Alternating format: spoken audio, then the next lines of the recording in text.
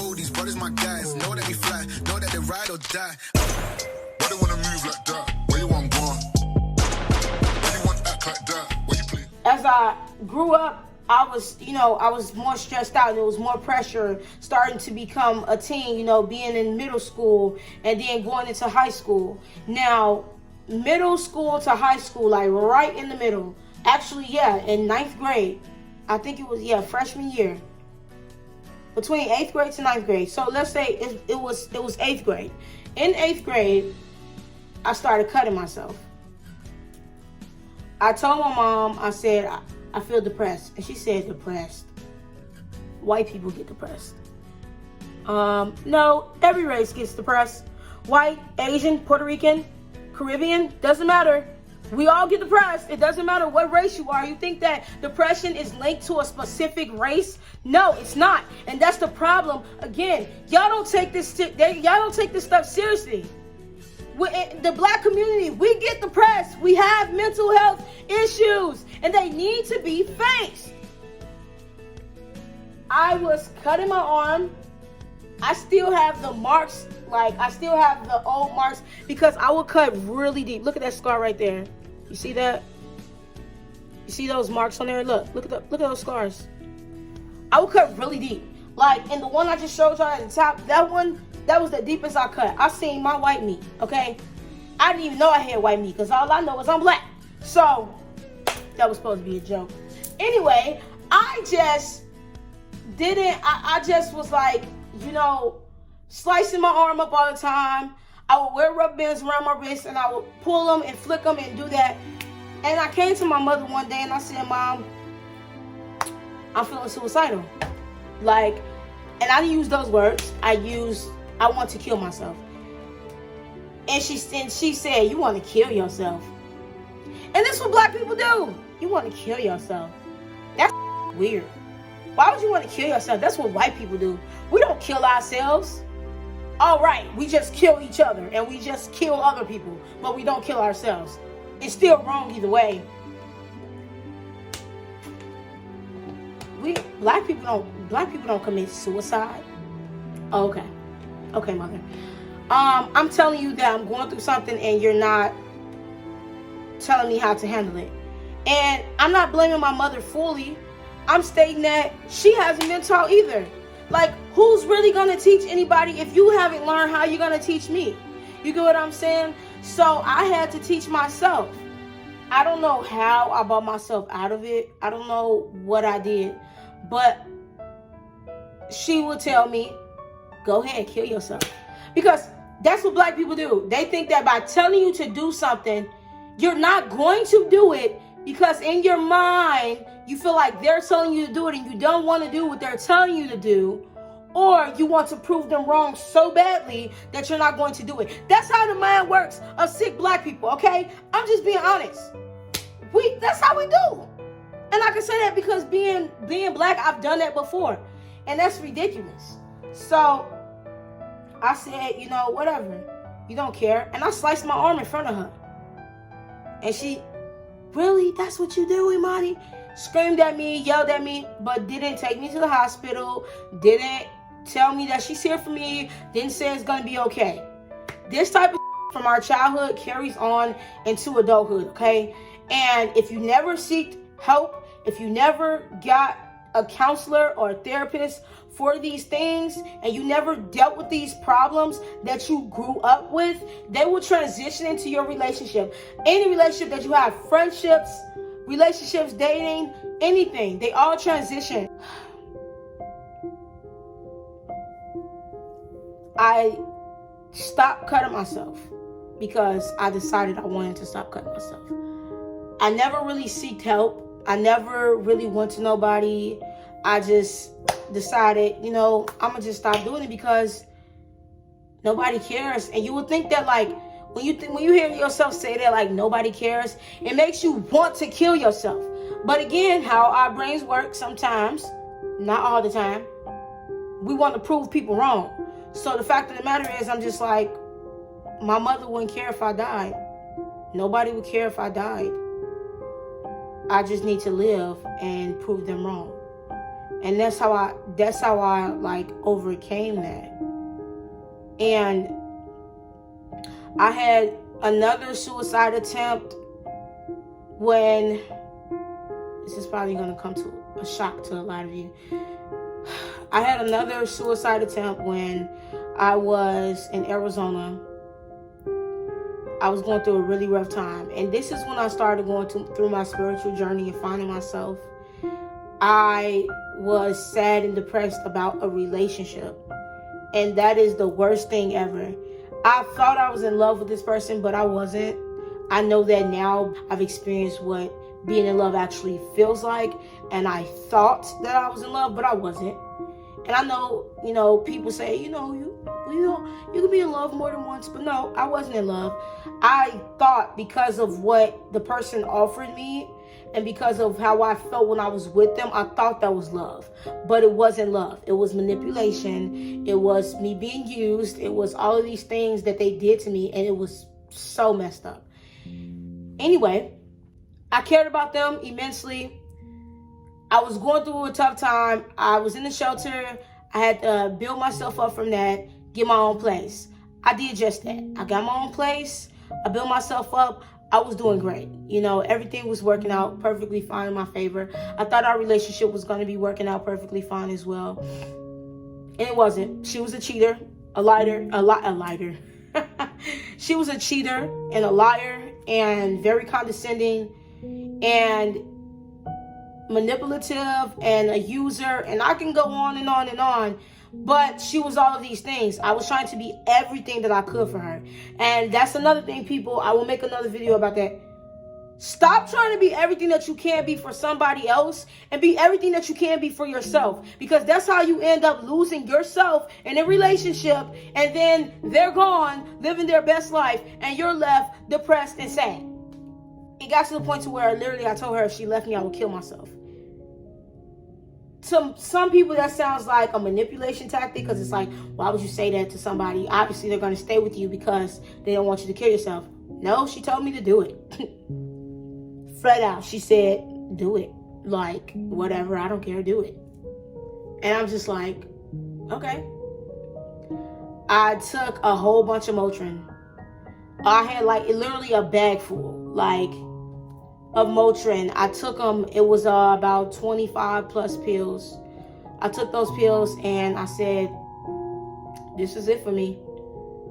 I don't want to live this life anymore. It wasn't just this relationship. It was all the hardship and things that I went through in my life. I feel like my family isn't here for me. Nobody loves me and genuinely cares about me. I'm in it all now. At the time, my cousin lived with me, one of my cousins on my mom's side. She didn't even notice. She knocked on the door, checked on me, asked me if I was okay. I said, yeah, I'm fine. She didn't open the door. I stayed in that room all day. I didn't leave the room because I was contemplating whether or not I wanted to do it. I didn't eat all day. I didn't drink anything. And I grabbed that whole bag of pills. I popped those pills and I drank some water. Next thing you know, I laid down and I said, goodbye, world. And that was it for me. I was ready to go. I thought it was over. Obviously, God is real, and, the powers of the universe are real. Because I woke up the next day. However, I slept for 12 hours straight. I think it was a consecutive 12 hours. It was 16 hours, actually, because I looked at the time before I laid down and I was like, I hope I don't wake up. I hope that I pass away and I go be with my family in the afterlife. I woke up 16 hours later, feeling normal. Literally nothing. And I don't know what that did to my insides. It could have messed me up internally. But I had to use the bathroom really bad. So I went, let off a load, and I didn't throw up or anything. But I was fine. And it's the police came. They knocked on the door and they said, we heard that there was someone in here trying to commit suicide. And this is after 16 hours, mind you. 16 hours have went by. Hasn't been police, nobody, nothing. I woke up, the police were banging on the door. Me and my cousin went to the door. And my ex had sent the police over. You would have thought she would have sent them sooner, but this was 16 hours after.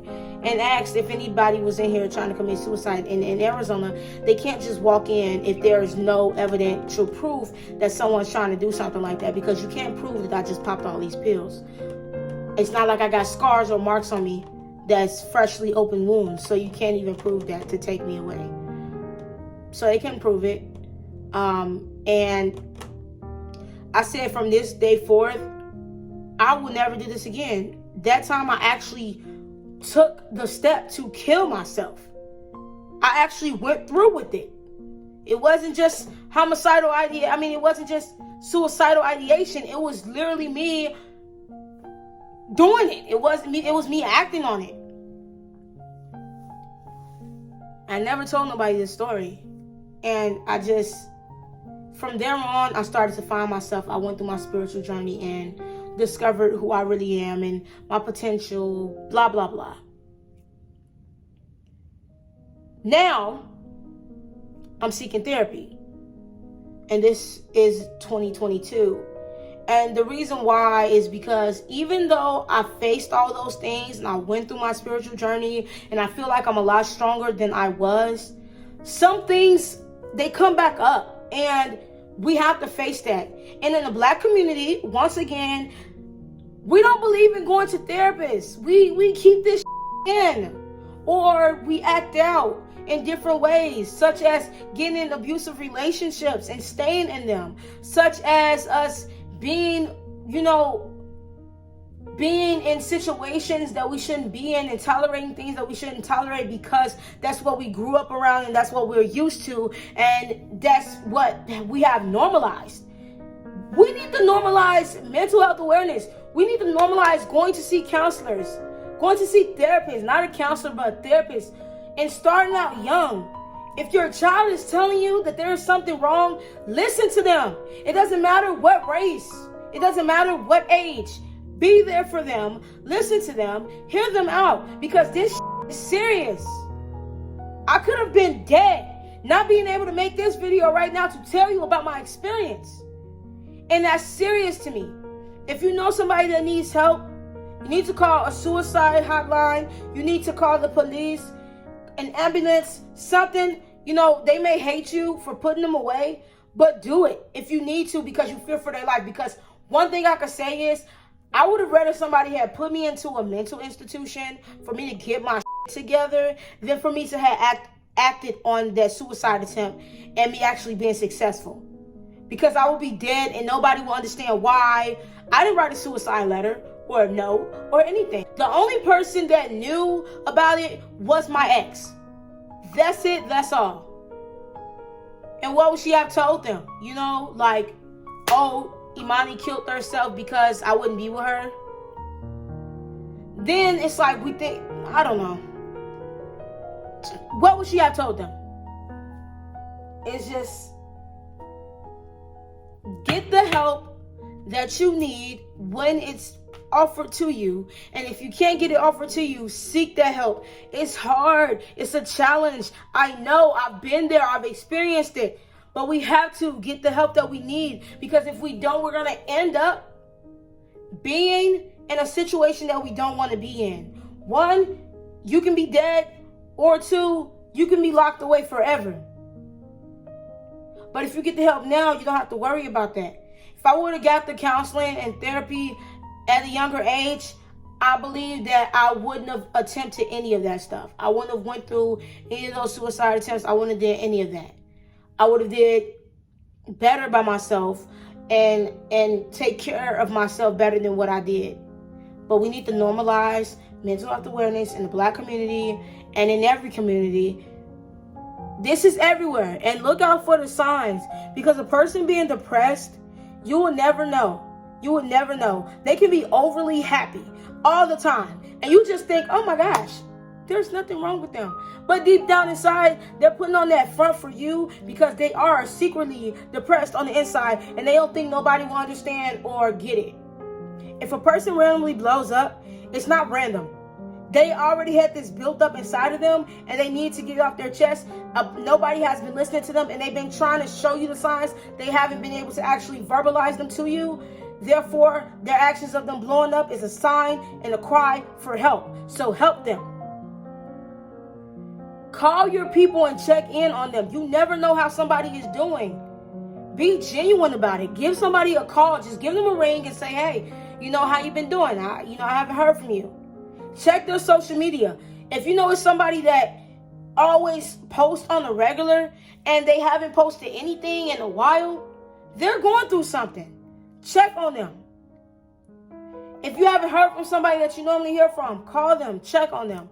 Don't get upset, because a lot of people tend to get upset when you don't talk to them, you don't text them, you don't call them for weeks on end. They never think, maybe this person is going through a mental breakdown.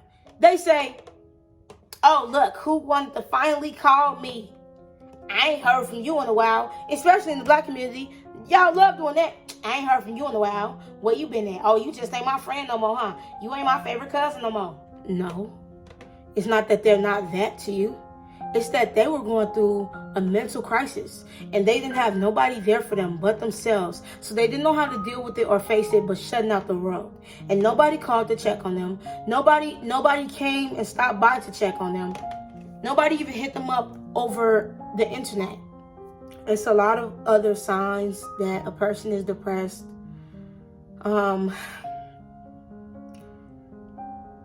It's just, you just got to pay attention. Just pay attention. Even if you don't notice that they're depressed, even if you don't notice the signs, just ask them, like flat out ask them, and mention something like, hey, remember when you used to play the piano? Excuse me. Remember when you used to play the piano? You haven't played the piano in like decades. What happened? Why don't you play it anymore? Is it not fun? How are you doing? But the number one question everybody needs to ask, everyone, how is your mental health? That's it. Love, peace, and abundance, y'all. I'm out. Later.